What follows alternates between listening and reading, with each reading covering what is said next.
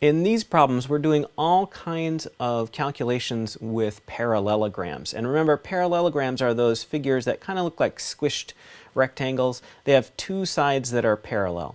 Actually, a rectangle is a parallelogram, but more typically you see them in this sort of slanted or squished rectangle style.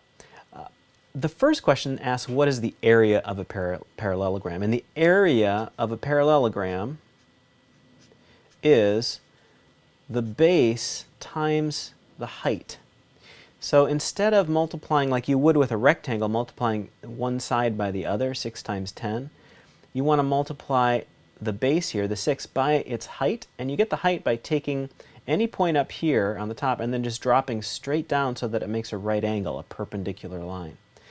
So when you see this dashed line here with the perpendicular angle, a symbol, and a number, that is the height. So to figure out the area of this parallelogram, we're going to take the base here, multiply it by the height. So that is 6 times 8, and that is 48. And said the dimensions were in centimeters. And since this is area, it's going to be centimeters squared. All right, let's try another one. Now this one says find the perimeter. And they're giving us this side, and a height. We don't really need the height here.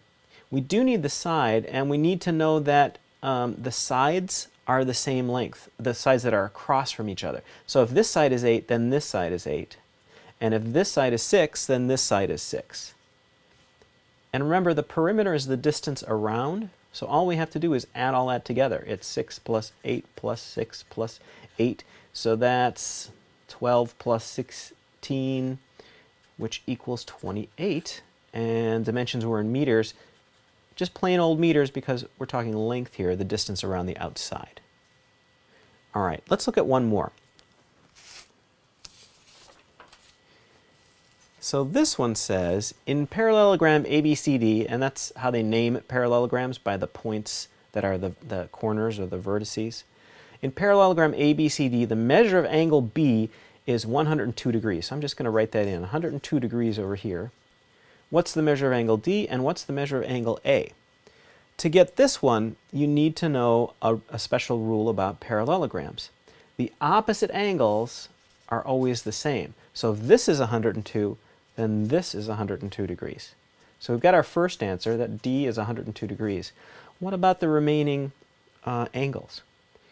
Well, each pair of angles, not the opposite angles, what we'd call the adjacent angles, so the angles that are on the same, share a side here, they add up to 180 degrees. They are supplementary. So all we have to do to find angle A is take 180 and subtract 102 from it. And what you get there, of course, is 78. So this is 78 degrees. And actually, they're not asking us what angle C is, but we know it's 78 degrees because opposite angles are the same in parallelograms. So our answer here was 78 degrees. And that's a little bit of work with parallelograms. My name is Larry. I'm a teacher at EdVision's Off Campus. It's an online project-based school in Minnesota. If you're interested, you can check us out on the web at lovethisSchool.org. Thanks.